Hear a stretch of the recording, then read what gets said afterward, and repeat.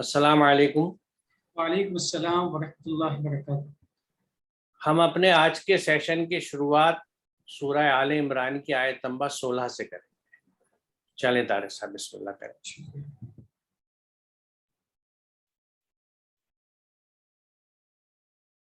शुरू करने से पहले थोड़ी सी वजाहत कर दें, चूँकि आज आयत नंबर 16 पिछली आयत नंबर 15 से बहुत ही ज़्यादा मरबूत है, जुड़ी हुई है, कनेक्टेड है, इसलिए मुझे ऐसा लगता है कि पहले इसका तर्जुमा पेश कर दें, फिर 16 और 17 को पेश करते हैं। औज़ुबिल्लाहि मिनश्शैतानिर्रजीम, बिस्मिल्लाहिर्रहमानिर्रहीम। कुल अउनब्बिउकुम बिखैरिम मिन ज़ालिकुम लिल्लज़ीना इत्तक़ौ इंद रब्बिहिम जन्नातुन तजरी मिन तहतिल अन्हार खालिदीना फ़ीहा अज़वाजुन व अज़वाजुन मुतहहरतुन व रिज़वानुम मिनल्लाह वल्लाहु बसीरुम बिल इबाद। कह दो, क्या मैं तुमको उन सब से बेहतर चीज़ बताऊं? तक़वा करने वालों के लिए उनके रब के पास ऐसी जन्नतें हैं जिनके नीचे नहरें बहती हैं, वो सब उसमें हमेशा हमेश रहेंगे। उसी जन्नत में उनके लिए पाकीज़ा जोड़े होंगे। अल्लाह की रज़ा मिलेगी, यानी अल्लाह की नाराज़गी का इम्कान ख़त्म हो जाएगा, और यकीनन अल्लाह अपने बंदों को देख और समझ रहा है। तो गोया इसमें इस दुनिया के ख़ात्मे के बाद जब दोबारा हमें एक नई ज़िंदगी मिलेगी, वहाँ पे क्या क्या अतियात होंगे, क्या क्या चीज़ें मिलेंगी, उनका जिक्र है। और इसके बाद आयत नंबर 16 है, अल्लज़ीना यक़ूलूना रब्बना इन्नना आमन्ना फ़ग़फ़िर लना ज़ुनूबना वक़िना अज़ाबन्नार। ये सारे इनामात उन लोगों के लिए हैं, यानी जिनका जिक्र अभी पिछली आयत में हुआ है, जो कहते हैं, ऐ हमारे रब, हम बेशक ईमान लाए, बस आप हमारे गुनाहों की मग़फ़िरत कर दें और हमें आग के अज़ाब से बचा लें। यहाँ इस आयत में एक ख़ास पहलू की तरफ इशारा किया गया है कि जब हम ईमान ले आते हैं तो वहाँ तकब्बुर का शिकार नहीं होते हैं, बल्कि ईमान हो और आमाल सालिहा यकीनी तौर पे हों, और साथ ही साथ में ये एतराफ़ भी हो कि ये महज अल्लाह का फ़ज़ल है, और उसी के फ़ज़ल और उसी की मेहरबानी से हम इस आमाल और अमल सालिह पे जम सकते हैं। लिहाजा हमें उसी से दुआ भी मांगनी चाहिए। पहले ईमान लेके आ गए और अब उसी से दुआ मांगते हैं कि हम साबित कदम रहें और हम उन तमाम आमाल से बच जाएं जो बुरे हैं, और उनके नतायज से भी हम महफूज रहें। अस्साबिरीन वस्सादिकीन वल्कानितीन वलमुनफिकीन वलमुस्तग़फ़िरीन बिलअस्हार। इन लोगों की सिफ़ात में और भी अमली कई सिफ़ात हैं। तर्जुमा है, उन लोगों के लिए जो डटे रहने वाले, सच्चे, नाफरमानी से पाक इताअत करने वाले, खर्च करने वाले और रात के आखिरी हिस्सों में मग़फ़िरत तलब करने वाले हैं। यहाँ इससे पहली आयत में था कि ईमान ले आते हैं, और ईमान लाने के बाद में बड़ी इत्मीनान के साथ में अल्लाह से दुआ भी मांगते हैं कि अल्लाह हमें साबित कदम रख और हमें हर तरह की बुराई से और हर बुरे अमल के नतीजे से महफूज रख। और साथ ही इनकी खुसूसियात ये भी हैं कि अच्छाइयों पर डटे भी रहते हैं। कामयाबी के लिए ज़िंदगी में ये चीज़ बड़ी ज़रूरी है कि इंसान जिस काम पे लगे उस काम पे यकसुई के साथ लगे, जिसको आम जबान में कहते हैं यकगीर मोहकम गीर, यानी एक रास्ता अख्तियार किया, उसी रास्ते पर मुसलसल लगातार कंटिन्यू उस पर हम डटे रहेंगे, तब हम मंजिल तक पहुंचना आसान हो जाएगा। और दूसरी चीज़ ये भी है कि साथ में सच्चाई का होना भी बहुत ज़रूरी है। ज़बान पे कुछ हो, दिल में कुछ हो, ये जो तज़ाद है, ये जो कंट्राडिक्शन है, इससे नुकसानात हमारी शख्सियत में आते हैं, हमारे आमाल में आते हैं, और इसके फिर नताइज भी बहुत ही बुरे होते हैं। तो ये बहुत ही मुख्तसर, बहुत जामे, बहुत अहम लफ्ज़ है कि हम हमेशा सच्चाई पर, सिद्क़ पर कायम रहें। और तीसरी सिफात यहाँ सिफत ये है, कानितीन है, यानी कानित को अगर मुख्तसर अल्फाज में कहा जाए, मुकम्मल तरीके से यकसू होकर अल्लाह के अहकामात पे लग जाना। यानी अल्लाह ने जो अहकामात हमें दिए हैं, जो बातें बताई हैं लोगों की भलाई के ताल्लुक से, ईमान के सिलसिले में, उन पे हम यकसू होकर मुकम्मल तरीके से सिद्क़ नियत के साथ, सच्चाई के साथ डटे रहें और जमे रहें। फिर उसके बाद ये भी है, मुनफिकीन भी होना चाहिए, यानी इन्फाक भी हमारे अंदर होना चाहिए। जो कुछ भी हमारे पास अल्लाह ने रिस्क हमको दिया है, ये रिस्क का लफ्ज़ खासतौर पर हमने इस्तेमाल किया है क्योंकि सूरह बकरा में बड़ी तफसील से बात आई है कि मोमिनीन की सिफात में से ये है कि वो जो कुछ अल्लाह ने उन्हें रिस्क दिया है उसमें से वो खर्च करते हैं। तो अल्लाह ने जो भी दिया है, मजीद जो भी जिस तरह का भी रिस्क हमारे पास में है, दौलत है, मकाम है, ओहदा है, जो कुछ भी है, हम उसके ज़रिए से लोगों को फ़ायदा पहुँचाने वाले बन जाएं, इंफाक करने वाले बन जाएं। अब एक आखिर में यह भी है कि मुस्तगफिरीन बिल असहार, कि हम जो सहर का वक्त है, सुबह का जो वक्त है, उसमें अल्लाह से मग़फ़िरत तलब करने वाले बन जाएं। एक चीज़ हमें जहन में रखनी चाहिए, कुछ अल्फाज ऐसे होते हैं जिसमें हमें थोड़ी सी आज़ादी इस बात की मिलती है कि जितने भी उसके मफ़हूम, जितने भी मानी मौजूद हैं, उन तमाम को हम इस्तेमाल कर सकते हैं, उन तमाम को हम समझ के अपनी ज़िंदगी को बेहतरीन और खुशगवार बना सकते हैं। अब यहाँ पे एक आखिरी जो हिस्सा है, मुस्तगफिरीन बिल असहार, दिन की शुरुआत के जो अर्ली आवर्स होते हैं, बहुत ही शुरू के जो औकात होते हैं, उनमें उठ के वो अल्लाह की मग़फ़िरत तलब करते हैं। अब अल्लाह की मग़फ़िरत यकीनी तौर पे ज़बान से भी कहने का एक तरीका है अस्तग़फ़िरुल्लाह, और उसके अलावा जो आमाल हैं, उन आमाल में लगना ये भी ज़रूरी है। आमाल में बहुत सारे आमाल हैं, तिलावत भी की जाती है, सलात अदा की जाती है, लेकिन इसी के साथ ये भी इसमें मफ़हूम निकल के आता है कि हम बहुत जल्दी से अच्छाइयों में अर्ली आवर्स में लग जाते हैं, और ज़ाहिर सी बात है, अच्छाइयों को टाल-मटोल करना और उसमें जो है लैतुल-हाल में पड़ना, ये अपने आप में नताइज अच्छे नहीं देता है। लिहाजा हमें जिन मंजिलों को पहुंचना है, उन मंजिलों को हासिल करने के लिए हम जमे रहें, डटे रहें, सिद्क़ भी होना चाहिए, और मुकम्मल तरीके से अहकाम इलाही की हम ताबेदारी करने वाले बन जाएं, और जितना भी लोगों के साथ काम आ सकते हैं काम आए, इंफाक करें, और जितनी जल्दी हो सके लोगों के लिए हम कामों के लिए हम उठ के बेदार होकर सलीके से हम लग जाएं, अल्लाह का जिक्र करते हुए और उसके ईमान के साथ। तो ये गोया कि इन आयात में हमें एक अमली एक शक्ल दे दी गई है कि इस तरीके से हमें अपनी रोज़ाना की ज़िंदगी गुजारनी है ताकि अच्छे नताइज मिले। जी, अल्लाह ताला ने अपनी जन्नत की नेमतों का जिन लोगों के लिए वादा किया है, उनका यानी हम कह सकते हैं समेशन यहाँ पे है। पहली बात जो कही गई है 16 में कि ये वो लोग हैं जो ईमान लाने के बाद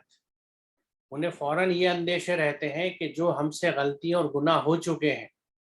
जाने अनजाने में, उनसे हमारी हिफाजत कैसे हो। तो उसके लिए वो अल्लाह से भी दुआ करते हैं और अल्लाह के अहकामात पे चल के और अल्लाह से हिफाजत तलब करते हैं अमली तौर से। क्योंकि इस बात को हम यहाँ डिस्कस कर चुके हैं कि जब आप अल्लाह के अहकामात पे चल के अमल स्वालेह करते हैं तो उसके जो नताइज हमारे ऊपर आते हैं, हमारे जिस्म पे, हमारे नफ्स पे, वो जो पीछे गलती हो चुकी हैं और उनके असरात जो हमारे ऊपर आने वाले थे या आने शुरू हो चुके थे, उनको भी वो एक तरह से न्यूट्रलाइज करते हैं। ये है वो हिफाजत जिसका जिक्र यहाँ पे आता है जब हम इस्तग़फ़ार की मग़फ़िरत, क्योंकि गफ़रुल लफ्ज़ जो है वो हिफाजत के लिए आता है, सॉरी यानी किसी चीज़ को छुपा लेना, पर्दा डाल देना उसको। तो जो गलती हो चुकी उनके असरात से हमारे ऊपर पर्दा हो जाए, हम उनसे बच जाएं और उनसे हिफाजत में आ जाएं, क्योंकि मग़फ़िरतुन हिफाजत के सेंस में है। तो ये जो प्रोसेस है ये सिर्फ इसी तरह है कि जब आप अल्लाह के अहकामात के तहत अमल स्वालेह करते हैं तो पीछे जो हमसे जाने अनजाने में गलत काम हो गए, जिनके बुरे असरात हमारे ऊपर आने वाले हैं या आने शुरू हो गए हैं, वो भी इसकी वजह से न्यूट्रलाइज होते हैं। तो ये उनकी बात होती है पहले जो करते हैं कि अपनी गुनाहों से हिफाजत की बात करते हैं, और उसकी वजह से और उसी के कॉन्सिक्वेंटली ये दुआ करते हैं कि तू हमें जहन्नम के आग से, आग के अजाब से बचा ले, क्योंकि अगर ऐसा नहीं होगा तो इन गुनाहों के असरात जो है वो इकट्ठे होकर इंसान को जहन्नम नसीब करते हैं। 17वीं आयत में जिन ग्रुप्स का खास तौर से जिक्र किया गया है, जिसमें सबसे पहले असाबिरीन आया, तो देखिए अल्लाह के अहकामात पे चलने के लिए जब भी आप उसके मुताबिक से उनकी रोशनी में ज़िंदगी में, अमली ज़िंदगी में कोई फैसला करते हैं तो उसमें जो आजमाइशें, परेशानियाँ आती हैं, रुकावटें आती हैं, उन पे गिव अप नहीं करना बल्कि डटे रहना है और ये यकीन रखना है कि परेशानी है लेकिन नतीजा मेरे हक़ में होगा क्योंकि मैं अल्लाह के अहकामात के तहत ये काम कर रहा हूँ। तो अल्लाह के अहकामात के तहत काम करने में जो दुश्वारियाँ आती हैं, मुसीबतें आती हैं, परेशानियाँ आती हैं, उससे ना हिम्मत हारनी चाहिए, ना रुकना चाहिए, बल्कि अपनी स्ट्रगल जारी रखनी चाहिए, अपनी कोशिश जारी रखनी चाहिए, उस पर डटे रहना चाहिए। ये एक जनरल कंसेप्ट है जो हमें जहन में रखनी चाहिए। मिसाल के तौर पे आज का सबसे बड़ा यानी जो बड़े इस वक्त के फसाद हैं हमारे दौर के, उनमें एक फसाद दिखावे और फजूल खर्ची का है। اب یہ مان کے چلیے کہ آپ کے ہاں ایک کوئی فنکشن ہونے والا ہے اور اس میں آپ کے اہل خانہ، آپ کی فیملی کے لوگ بھی اور پورا سماج اور خاندان بھی وہ روش کے حساب سے چاہتا ہے کہ صاحب بہت بڑا فنکشن ہونا چاہیے کیونکہ آپ کے پاس پیسے ہیں، اللہ نے آپ کو حیثیت دی ہے اور آپ خرچ کر سکتے ہیں، تو ایک بڑا فنکشن ہو، ایک گرینڈ سیریمنی ہونی چاہیے۔ لیکن آپ اللہ کے احکامات کے تحت جانتے ہیں کہ نہیں، اس میں مہمانوں کی تواضع کا اینگل اپنی جگہ ہے، لیکن شو بازی، دکھاوا اور یہ جو گرینڈیور کی باتیں ہیں، شان و شوکت دکھانے والی، اس کے لیے اللہ نے منع کیا ہے۔ وہ وسائل کا، پیسے کا ویسٹیج ہوگا، ضائع کرنا ہوگا، اور اس کو ہم بچا کے کسی اچھے کام میں، کسی ضرورت مند کی ضرورت پورا کرنے میں پورا کریں۔ تو یہ بیڑا جب آپ اٹھاتے ہیں تو سب سے پہلے آپ کو خود فیملی میں رکاوٹ ہوتی ہے، کوئی اس پہ تیار نہیں ہوتا کہ سادگی سے فنکشن کیا جائے۔ ایون چھوٹی بات آپ سمجھ لیجئے کہ آج کل کے فنکشنز کوئی سی بھی ہوں، آپ دیکھیں گے 90% رات میں کیے جاتے ہیں۔ کیوں؟ کیونکہ جو سجاوٹیں اور یعنی جو ہمیں شو آف کرنے ہوتے ہیں وہ رات میں زیادہ ہو سکتے ہیں بنسبت دن کے، کیونکہ رات میں جو روشنیوں کی سجاوٹیں ہیں اور جو اس طرح کے آپ دیکھیں گے فنکشن میں جو کچھ ہوتا ہے، وہ تصور کیجئے دن میں وہ کتنا ہلکا ہوگا۔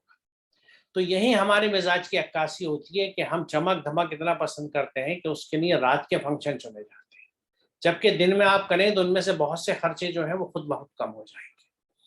تو یہ مخالفت مثال طور پہ کوئی تیار نہیں ہوتا، اچھا اس میں کوئی یہ کہہ سکتا ہے ایسا ورکنگ ہے تو آپ چھٹی والے دن دوپہر میں کر سکتے ہیں،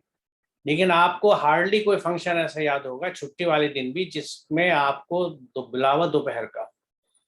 رات ہی کے ہوتے ہیں، کیونکہ اس میں جو سجاوٹ ہے، لیکن اس میں جو پیسہ ویسٹ ہوتا ہے، خرچ ہوتا ہے، ضائع ہوتا ہے، اس کا ہمیں احساس نہیں ہے۔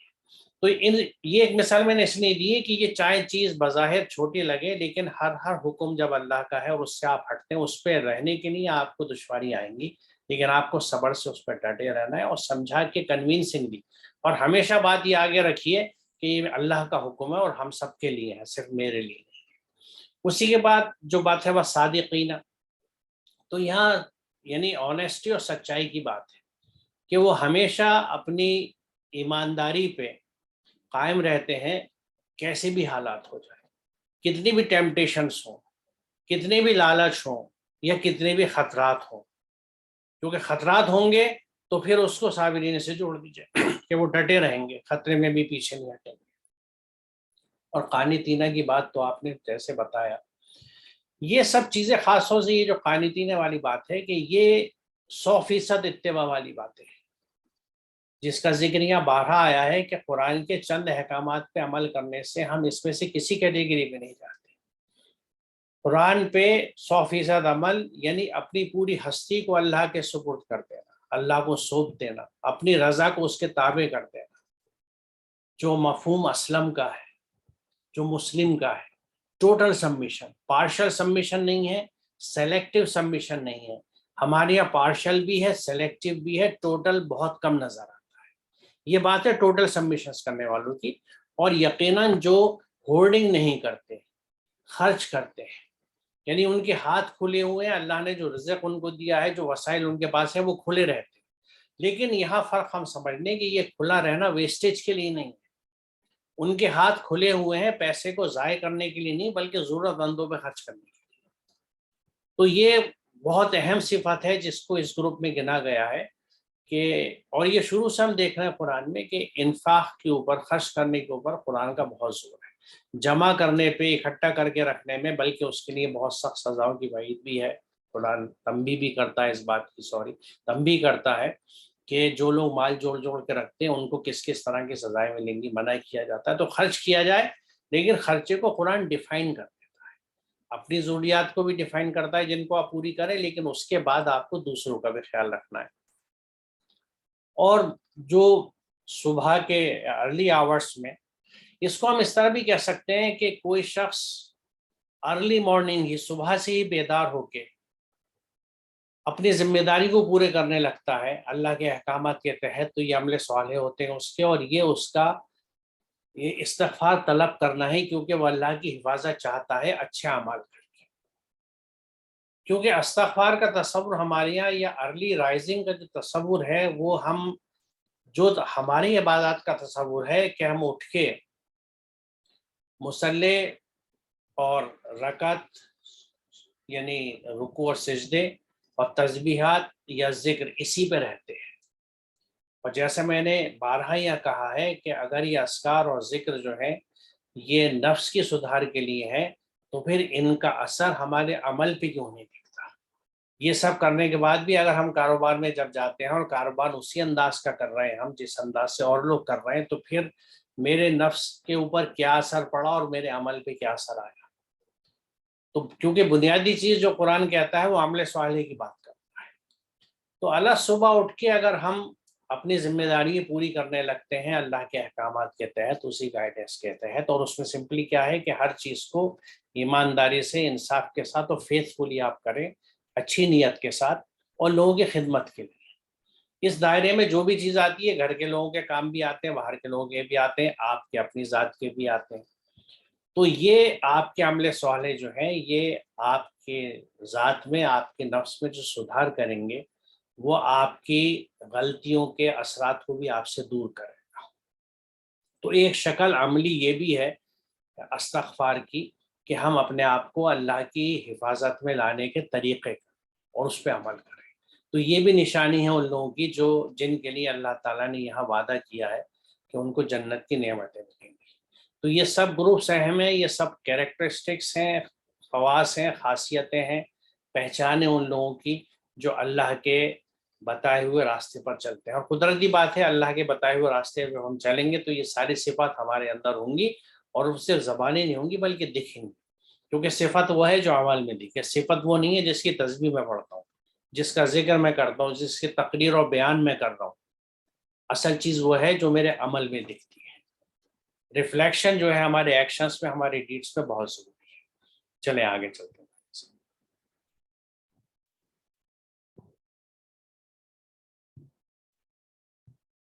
شهد الله أنه لا إله إلا هو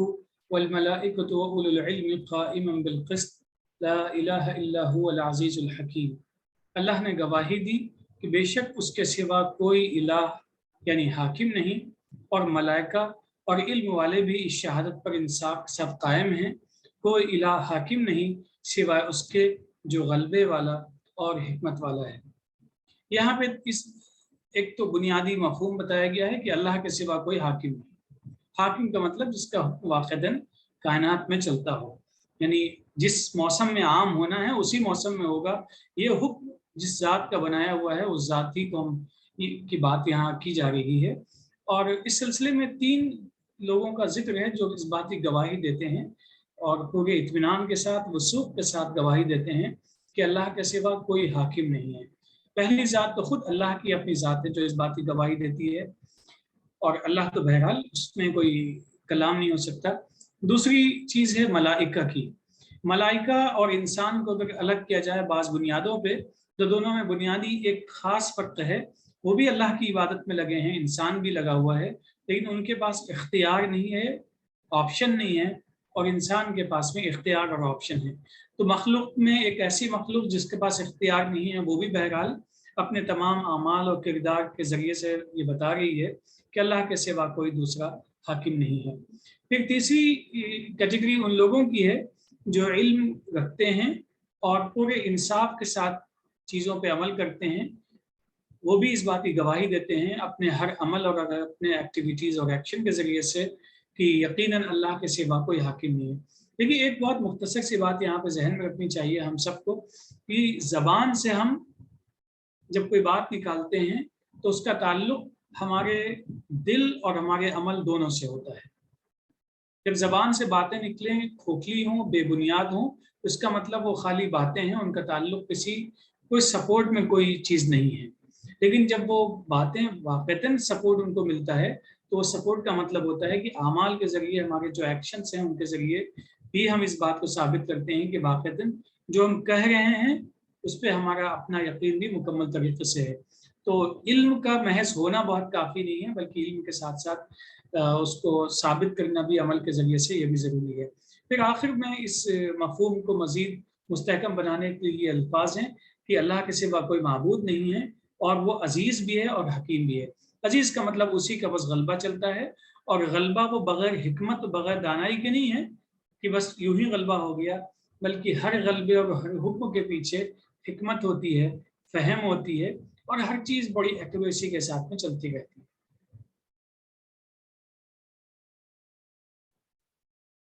دیکھیے جیسے یہاں یہ فرمایا گیا ہے کہ بے شک اس کے سوا کوئی حاکم نہیں، اس کی ایک بڑی یعنی اہم بات اس کے پیچھے یہ ہے کہ اس کا حکم جو ہے وہ برحق ہے، اور حق کی گفتگو ہم اس سیشن میں کر چکے ہیں کہ وہ ریئلٹی جو سامنے آ جائے، اس پہ گفتگو یہاں ہوئی ہے پچھلے سیشنز میں، کہ اس کے ہر حکم کا اثر دیر یا بدیر ہمیں نظر آ جاتا ہے ہمارے پرسیپشنز کے حساب سے۔ تو اسی لیے وہی حاکم ہے کیونکہ اس کا ہر حکم جو ہے وہ حق پہ بیسڈ ہے، it is based on the reality, based on the facts. اس نے اپنی گواہی کے ساتھ اس نقطے کی میں تھوڑی سی وضاحت کرنا چاہوں گا، اس پہ دو اور اپنی کریشنز کی گواہی کی بات کہی ہے۔ ایک تو ملائکہ، یعنی وہ قوتیں جو اللہ کے احکامات پہ عمل کرتی ہیں۔ تو کوئی بھی ایک ایجنسی، قوت یا اینٹیٹی جو اللہ کے حکم کے تحت ایک کام کو کرتی ہے، وہ 100% فیتھفل ہے اس کام کے لیے۔ اس کی وجہ یہ ہے کہ انسان کے علاوہ کسی اور چیز کو تو نفس دیا ہی نہیں گیا، تو اس کے پاس چوائس ہی نہیں، اور جو کام اس کے سپرد ہے وہ کر کے، اور اس کے اثرات اس کو یعنی اگر گواہ بنائے تو وہ خود بتا سکتے اس چیز کو کہ یس دس از ہیپنگ۔ مثال کے طور پہ روشنی ہے، اس کے بہت سارے کاموں میں سے اگر ایک یہ کام ہے کہ وہ جب سبز مادے کے اندر جاتی ہے تو اس کی توانائی، اس کے اندر وہ کیمیائی تبدیلی ہے، وہ کیمیکل چینجز کراتی ہے اس ہرے پودے کے اندر کہ اس سے گلوکوز بنتا ہے۔ یہ ایک ایسی حق بات ہے کہ یہ کبھی بھی غلط نہیں ہوگی اگر یہ سب چیزیں موجود ہیں۔ اگر روشنی آتی ہے لیکن ہرا رنگ نہیں ہے وہاں پہ، یا اس پتیوں کے اوپر آپ نے کالا کاغذ چڑھا دیا تو روشنی کا اثر نہیں ہوگا۔ اگر روشنی اندر جذب ہوگی اور جائے گی اور وہاں سبز مادہ ہے تو پھر یہ تمام چیزیں ہوں گی۔ تو یہ تمام نیچر کے جو فورسز ہیں، ایجنسیز ہیں اللہ تعالیٰ کی، وہ چونکہ ان احکامات کو خود بجا لاتی ہیں، اس لیے بالکل جسے کہتے ہیں کہ چشمدید گواہ ہمارے یہاں ہوتا ہے، وہ خود اس چیز کی گواہ ہے کہ یس دس ہیپنس، اور اس سے بہتر کوئی چیز نہیں ہے۔ اللہ کے احکامات جس طرح سے چلتے ہیں، یعنی ان کو اگر گویائی دے دی جائے، انہیں بولنے کی طاقت دے دی جائے تو وہ یہی کہیں گے۔ دوسری کیٹیگری کہی گئی ہے کہ وہ علم والے جو انصاف پہ قائم رہتے ہیں۔ دیکھیے اس کی وجہ یہ ہے کہ علم والے کی بات کیوں کہی گئی، کیونکہ علم والا کائنات کے یعنی اسپیسیفکلی میں اس کو اگر کہوں تو اس طرح کہوں گا کہ یہاں کائنات کے علم رکھنے والوں کی بات ہو رہی ہے، کیونکہ اللہ کا نظام کام کرتا ہوا ہمیں کائنات میں دکھتا ہے، اسی لیے کائنات کو ورک آف گاڈ کہا جاتا ہے اور قرآن کو ورڈ آف گاڈ کہا جاتا ہے۔ تو کائنات میں جہاں اللہ تعالیٰ کی آیات کام کر رہی ہیں اس کے احکامات کے تحت، تو ان کو جو لوگ جانتے ہیں، جن کو آپ آج کی زبان میں ہم سائنٹسٹ کہتے ہیں، بلکہ زبان کی بات ہے کیونکہ جو انگریزی کا لفظ سائنس ہے وہی عربی کا لفظ علم ہے۔ آپ ڈکشنری میں دیکھ سکتے ہیں کہ المورد ڈکشنری جو ہے اس میں سائنس کا متبادل علم ملتا ہے۔ تو یہ ڈکشنری آپ کو عربی ٹو انگلش بھی ملے گی، انگلش ٹو عربی بھی ملے گی۔ آپ عربی والی اٹھائیں تو علم کا اس میں ایکویلنٹ آپ کو سائنس ملے گا، اور انگلش ٹو عربی اٹھائیں تو سائنس کا علم ملے گا۔ تو عربی زبان میں علم جس کو کہا جاتا ہے اس کو انگریزی میں سائنس کہا جاتا ہے۔ تو اس کائنات کا علم رکھنے والے جو ہے وہ اللہ تعالیٰ کے قوانین کو کائنات میں جاری و ساری دیکھتے ہیں، ان کا آپریشن دیکھتے ہیں۔ مثال کے طور پہ ہم اتنا ضرور جانتے ہیں کہ سورج ایک وقت پہ نکلے گا، اور اس وقت کا تعین ہم مہینوں پہلے کر لیتے ہیں، جس میں ہم طلوع آفتاب یعنی سن سیٹ اور سن رائز کو کیلکولیٹ کر لیتے ہیں۔ اب اس پہ ذرا سا اور کریں تو یہ سیاروں کے موومنٹ کے اوپر ہے۔ یہ موومنٹ جو ہے جو اسپیس میں سینکڑوں لاکھوں میل کے اوپر پھیلا ہوا ہے، یہ اتنا وقت کا پابند ہے، اتنا پریسائز ہے کہ ان کی حرکت اور یہ یعنی کن قوتوں سے کنٹرول ہوتے ہیں، یہ اللہ کے قوانین ہیں جو ان کو کنٹرول کرتے ہیں۔ تو جو لوگ ان چیزوں کا علم رکھتے ہیں وہ اس بات کو سمجھتے ہیں کہ اس کائنات میں جو نیچرل لاز ہے، جو اللہ نے قانون بنائے ہر چیز کے لیے، وہ بہترین رزلٹ نکالتے ہیں، پرفیکٹ رزلٹ نکالتے ہیں، اس بات کا علم ہے انہیں۔ لیکن اب اگر ان کے اندر کسی طرح کا باعث ہوگا اس ذہن کے اندر، تو وہ اس بات کو اس طرح نہیں کہیں گے، کیونکہ ہر علم والا ہدایت پہ نہیں ہوتا، ہر علم والا اللہ کی عظمت کو نہیں پہچانتا، اور وہ اللہ کی حمد و ثنا نہیں کرتا کائنات کے نظاروں کو دیکھ کے، کیونکہ اگر وہ اس طرح سے حق پہ نہیں پہنچا، اللہ کی ہدایت سے نہیں جڑا اور اس چیز کا علم نہیں رکھتا، تو وہ پھر اپنی عقل و سوچ کے حساب سے ان چیزوں کے انالیسس کرتا ہے۔ اور انسان کی عقل، یہ بات بھی ہم یہاں ڈسکس کر چکے ہیں کہ انسان کی عقل اگر اللہ کی ہدایت کے تحت یعنی وحی کے تحت نہیں چلتی، اس کی ہدایت کی روشنی میں نہیں چلتی، تو وہ بھٹکتی ہے، نئی نئی چیزیں، نئے نئے نظریات لے کے آتی ہے جو حق پہ بیسڈ نہیں ہوتے، they are not based on facts۔ تو جو علم والے ان چیزوں کا علم بھی رکھتے ہیں، ساتھ ہی وہ وحی کا بھی علم رکھتے ہیں، جس کے تحت وہ ہمیشہ انصاف کی اور صحیح بات کہتے ہیں۔ تو ایسے علم والے جو انصاف پہ قائم رہتے ہیں اور ہمیشہ انصاف کی بات کرتے ہیں، کیونکہ وہ اللہ کے احکامات کے تحت زندگی گزارتے ہیں، وہ جانتے ہیں کہ حق کو حق کہنا ضروری ہے، وہ اس بات کے گواہ ہوتے ہیں کہ حاکم وہی ہے۔ اور اس کی وجہ کیا ہے؟ کیونکہ کوئی بھی لا، دیکھیے جتنی ہم نے اب تک نیچر میں اسٹڈی کی ہے، ہم ان چیزوں کو موڈیفائی تو کرتے ہیں۔ یہاں مثال طور پہ میں ایک بات جس کا آپ نے ذکر کیا کہ آم کا کہ وہ اپنے موسم میں ہی ہوگا، اس میں ایک چیز یہ ہو سکتی ہے کہ آرٹیفیشل کنڈیشنز میں اور اس موسم کی کنڈیشنز آپ ویدر کی پیدا کر لیں تو وہاں آم کو آپ گرو کر لیں گے، جو کر لیتے ہیں لوگ۔ کنڈیشنز کیا ہے کہ اس میں موسم جب ہم کہہ رہے ہیں تو ہم ویدر کنڈیشنز کی بات کر رہے ہیں کہ ہیٹ کیسی ہوگی، موئسچر کتنا ہوگی، یعنی نمی کتنی ہوگی، حدت کتنی ہوگی، اور کیا کیا چیزیں ضروری ہیں۔ اس کو آپ اگر آرٹیفیشلی کسی لیب میں مہیا کر دیں تو آپ شدید سردی میں بھی آم کے درخت پہ پھل لے آئیں گے آم کی، کیونکہ وہ کنڈیشنز ہیں جس کے تحت وہ تابع ہے۔ وہ کس مہینے میں ہو رہی ہیں وہ امپورٹنٹ نہیں ہے، نیچر میں وہ کنڈیشن جس مہینے میں ہوتی ہیں اس میں اس پہ فروٹنگ ہوگی، فلاورنگ ہوگی، بہر آئے گی، آم آئے گا۔ لیکن انہیں کنڈیشنز کو یہ بالکل اسی طرح ہے کہ جس میں فوٹوسنتھیسس بات کر رہا ہوں یہ دن کی روشنی میں ہوتی ہے، لیکن اگر آپ کو معلوم ہو کہ کسی پودے کو کتنی روشنی چاہیے اور وہ روشنی اسے آرٹیفیشلی کسی کمرے میں رات میں آپ مہیا کریں تو اس میں فوٹوسنتھیسس کا عمل ہونے لگے گا، آکسیجن نکلنے لگے گی، گلوکوز بننے لگے گا۔ تو وہ کنڈیشنز اہم ہیں، وہ جس وقت بھی ہوتی ہیں قدرتاً جس وقت ہوتی ہے اس وقت وہ چیز ہوگی۔